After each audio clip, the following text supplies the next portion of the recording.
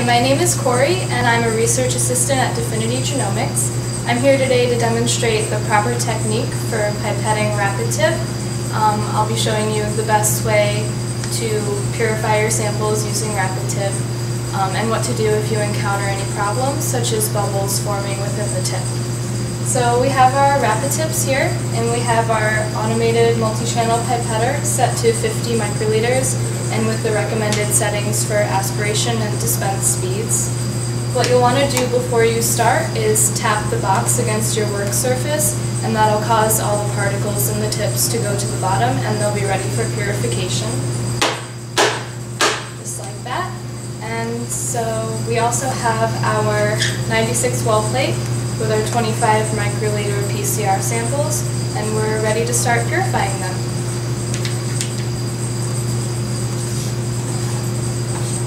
You of course want to make sure that you get a good seal of the tips onto the pipette. Make sure they're firmly on there, and that will make sure that the pipette doesn't lose any of its functionality while you're purifying. So what I'm going to do is I'm going to pipette very slowly at first and break down each step as I'm doing it. You can put the tips into the wells down to the bottom, but not pressing too firmly or else it'll block the liquid from going up into the tips. Once you aspirate, the liquid will mix with our Diffinity particles. You'll want to pause for 2 or 3 seconds, and that'll make sure that the particles will wet fully and will mix entirely within the sample. You should lift the tips up a little bit from the bottom of the wells, maybe 4 millimeters or so, and that'll make sure that all the liquid will flow to the bottom of the wells and not push any air underneath the sample, so you won't form a bubble, hopefully.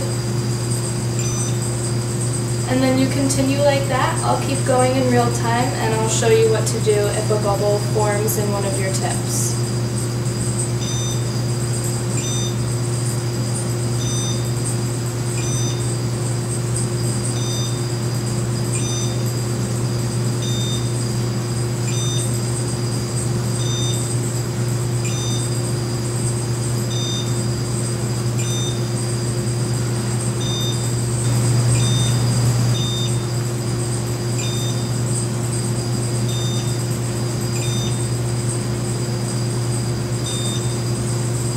So here we have a bubble that's formed.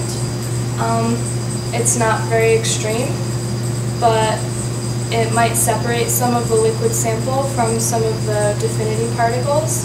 And what you want to do if you have any kind of bubbling within the tip is take the pipette, make sure you clear a wide enough area for yourself so you don't hit anything, but take the pipette and flick it maybe once or twice, and that'll bring all the sample down to the bottom of the tips and be able to dispense it.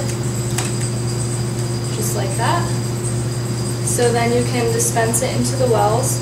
Again, don't push the tips down to the bottom.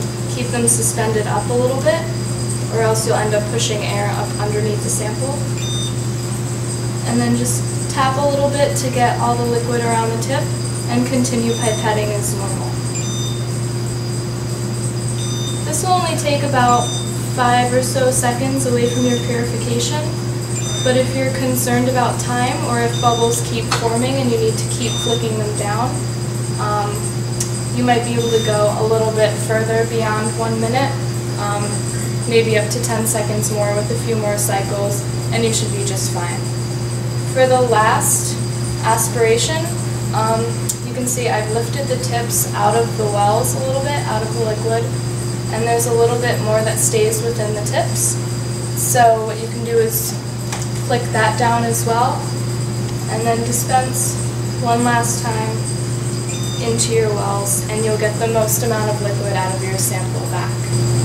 Thank you for watching, and we hope this was helpful to you in using your RapidTip products, especially if you encounter any problems, how to deal with them.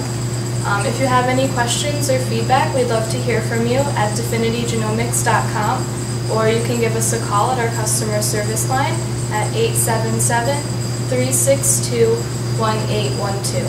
Thanks.